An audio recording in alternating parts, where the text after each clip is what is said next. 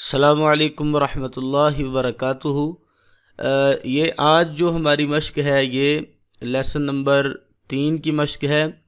تو اس مشق میں انشاءاللہ ہم جو ہے وہ لیسن نمبر 3 میں جو پڑھا ہے اس کا تھوڑا بہت ٹیسٹ ہوگا، تو آپ ذرا توجہ سے دیکھیے گا۔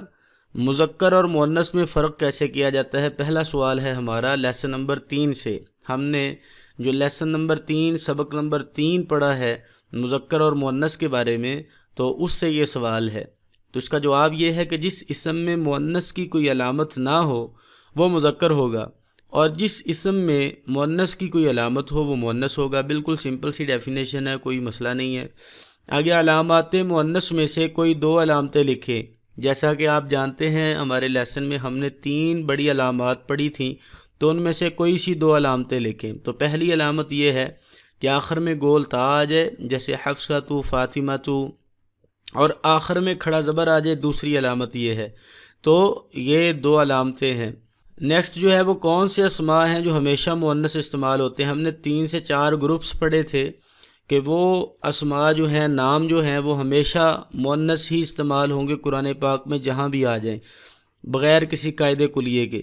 تو وہ کون سے ہیں؟ آگ کے نام، ہوا کے نام، شراب کے نام، اور انسانی اعضاء کے جو پارٹس ہیں 2 وہ ہمیشہ جو ہیں وہ مؤنث استعمال ہوں گے۔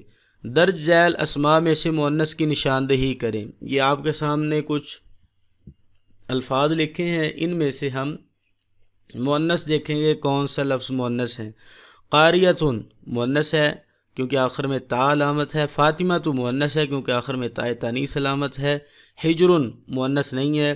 حاویۃ مؤنث ہے کیونکہ آخر میں تا تانیث ہے۔ ولد یہ مؤنث نہیں ہے۔ خمر مؤنث ہے کیونکہ یہ شراب کا نام ہے اور ہمیشہ مؤنث استعمال ہوتا ہے۔ طفل یہ مذکر ہے۔ سفلا یہ مؤنث ہے بیکاز اس کے آخر پہ بڑی علامات میں سے ایک علامت ہے، کھڑی زبر الف مقصورہ اس کو کہتے ہیں۔ سوق یہ جو ہے مذکر ہے۔ بیضاء یہ مؤنث نام ہے بیکاز اس کے آخر پہ جو ہے وہ بڑی علامت ہے۔ کون سی علامت ہے؟ الف اور حمزہ کی علامت ہے۔ کاتف یہ بھی مؤنث ہے کیونکہ یہ انسان کے اس کو یہ کندھے کو کہتے ہیں۔ کاتف انسان کے 2 کندھے ہوتے ہیں، تو ہم نے پڑھا کہ انسانی جسم کے وہ اعضاء جو 2 ہیں وہ ہمیشہ مؤنث استعمال ہوں گے۔ غلام یہ مذکر ہے۔ تو یہ تھا ہمارا سبق، تو جس میں ہم نے